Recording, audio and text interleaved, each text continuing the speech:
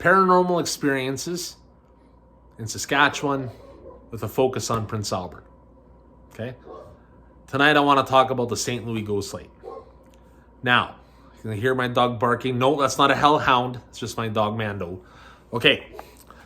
So look, what I'm going to say tonight in a short little video is I've been out to the St. Louis ghost light a couple times. And to be honest with you, it was kind of the place you took your girlfriend or you went out on a double date. Everybody got scared. Cuddles ensued. All that sort of good stuff when you're young and foolish and not quite in love. Okay? So there was a time I went out there, and I alluded to this in another video, and I'll put the link attached to this video. So we went out to the St. Louis ghost light, and we were having a few drinks, whatever. They had a little fire going, all that kind of stuff was good. And we're sitting there, we're having a good time, and myself and my friend look over. I think that's how it went, or either that or the young ladies you were with kind of pointed. It's about 25 years ago. Pointed and like, holy shit, right? There, in the distance was a bright fucking orb. Like it was like huge. I described it before like it was like a pumpkin size, but it was like you could reach out and you could touch it almost, but you couldn't, right? It was depth perception and all that. But I mean, it was massive. And I'd been out there before and I never saw it like that before. It was quite a sight, right? Now, I know some students went out there and said, oh, it's just the car lights, maybe reflecting off the gas that comes out of the swamps or the sloughs, right? And Unsolved Mysteries had Robert Stack doing a voiceover. But this wasn't a car light. This was like a huge orb, pumpkin-shaped thing floating off in the distance. Okay? So, of course, we walk towards it, because what else are you going to do, right? You have to protect your female companionship. So my friend and I, good friend, we're sort of walking towards it, started talking like, what is it? And then we started to talk about all the things we had heard about what the St. Louis ghost light was, right?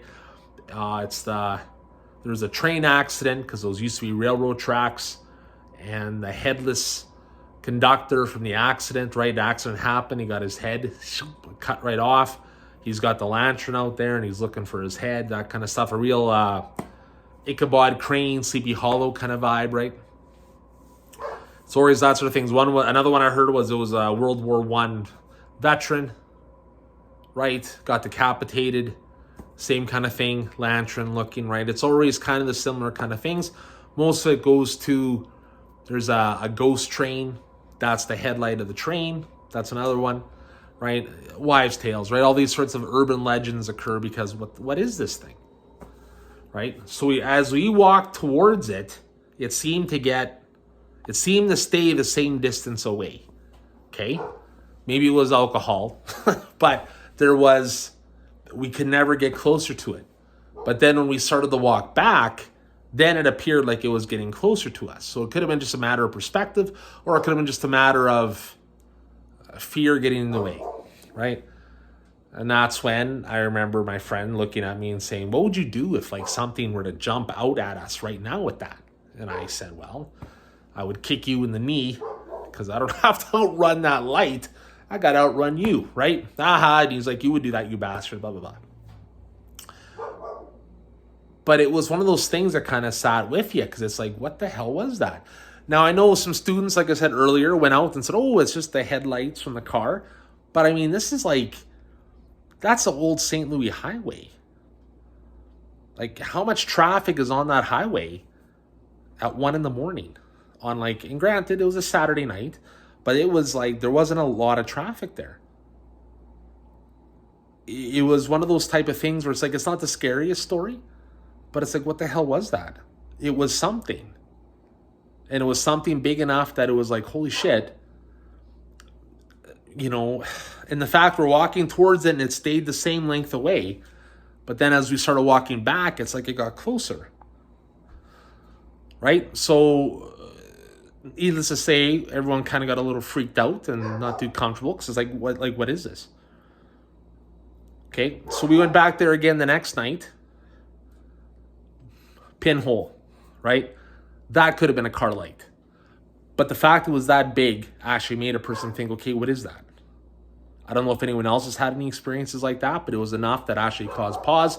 And even now, 25 years later, I'm still thinking, what the hell was that? Wasn't slew gases coming up reflecting off the car lights? Something to think about. If you guys have had experiences like this, put them in the comments, subscribe to the channel, and let's get these stories out, because we're going to start compiling them. We're going to start doing more, hopefully on a weekly basis. I got a lot of interviews to do with people about this kind of stuff. I've had people talking about remote viewing, all this kind of stuff. I'm a big paranormal questioner. We'll say it like that.